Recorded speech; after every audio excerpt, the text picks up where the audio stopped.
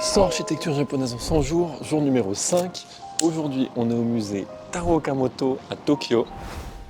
Alors ici, c'est pas un musée comme les autres, vu que c'est là où l'artiste Taro Okamoto a vécu et travaillé pendant plus de 40 ans. Il est surtout célèbre pour des sculptures, des peintures, des choses un peu folles avec beaucoup de mouvements, beaucoup de couleurs. Son œuvre la plus connue, c'est cette tour, la tour du soleil à Osaka, qu'on verra plus tard dans la série.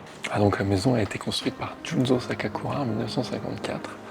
Et cet architecte, en fait, c'était l'ancien bras droit de Le Corbusier. Il a vécu et travaillé pour Le Corbusier à Paris, puis il est rentré au Japon et il a ramené tous les principes modernistes qu'on connaît aujourd'hui, mis en application ici, avec les grandes ouvertures qui donnent sur le jardin et la nature qui fait partie de l'intérieur. Et ici, il n'avait pas beaucoup de moyens, c'est pour ça que tous les murs sont faits en blocs de béton. Et juste pour la toiture, il a créé cette espèce de structure courbée avec du bois et du métal.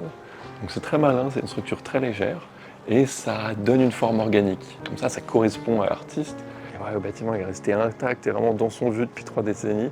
Ça a été la volonté de conserver cette énergie un petit peu folle d'association entre un bâtiment pionnier pour son époque et un sculpteur totalement fou. Et voilà, à demain pour un nouveau bâtiment au Japon. Ciao!